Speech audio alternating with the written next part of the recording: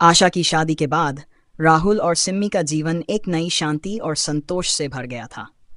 उन्होंने अपनी बेटी को एक खुशहाल जीवन की ओर बढ़ते देखा था और अब उनके पास अपने जीवन के शेष वर्षों को जीने के लिए समय था।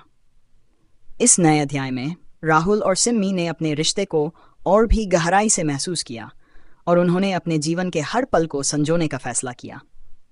एक दिन जब वे दोनों अपनी पुरानी तस्वीरों को देख रहे थे तो उन्हें अपने स्कूल के दिनों की याद आई। वे उस वक्त को याद करने लगे जब उनकी प्रेम कहानी शुरू हुई थी। राहुल ने हंसते हुए कहा, सिम्मी, अगर तब मैंने तुम्हें प्रपोज नहीं किया होता तो शायद हम आज यहाँ नहीं होते। सिम्मी मुस्कुराते हुए बोली, और अगर मैं हाँ नहीं कहती तो ये सारी खूबसूरत यादें कभी बनती ही नहीं। राहुल और सिम्मी ने महसूस किया कि उनकी जिंदगी का हर पल एक दूसरे से जुड़ा हुआ था और उन्होंने साथ मिलकर जीवन की हर चुनौती का सामना किया था। अब जब उनके पास समय था, उन्होंने अपने जीवन के उन पलों को फिर से जीने का फैसला किया जिन्हें वे हमेशा याद करते थे। उन्होंने एक साथ यात्रा करने का प्लान बनाया और उन सभी स्थानों पर गए जहां उनकी यादें जुड़ी हुई थीं। वे अपने पुराने स्कूल गए, उस जगह पर गए जहां वे पहली बार मिले थे, और उन सभी खास जगहों पर गए जहां उनकी प्रेम कहानी के अलग अलग पल संजोए गए थे। हर जगह पर जाकर उन्होंने उस समय को फिर से महसूस किया जब उनका प्यार नया और मासूम था।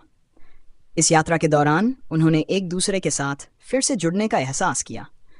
वे उन सभी पलों को फिर से जी रहे थे जो उनके लिए खास थे। उन्होंने अपनी पुरानी शरारतों, हंसी ठिठोलियों और उन छोटे छोटे झगड़ों को याद किया जिनसे उनका रिश्ता और भी गहरा हुआ था। एक दिन जब वे एक पहाड़ी इलाके में थे, राहुल ने सिम्मी से कहा, सिम्मी, तुम्हारे साथ बिताया हर पल मेरे लिए खास है। तुमने मेरे जीवन को पूरा कर दिया है। सिम्मी ने मुस्कुराते हुए राहुल का हाथ पकड़ा और कहा, राहुल, तुमने मुझे वो सारी खुशियां दी हैं जिनका मैं कभी सपना देखा करती थी। तुम्हारे साथ हर पल मुझे प्यार और सुरक्षा का एहसास देता है। उनकी यात्रा का आखिरी पड़ाव एक शांत और सुंदर जगह थी जहां उन्होंने कुछ दिन बिताए।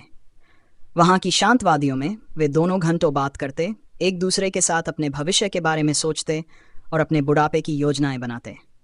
वे जानते थे कि उनके पास जीवन का जो भी समय बचा है उसे वे पूरी तरह से जीना चाहते थे, बिना किसी चिंता के, केवल एक दूसरे के साथ। इस यात्रा के बाद राहुल और सिम्मी अपने घर लौटे, लेकिन उनके दिलों में एक नई ताजगी और उत्साह था।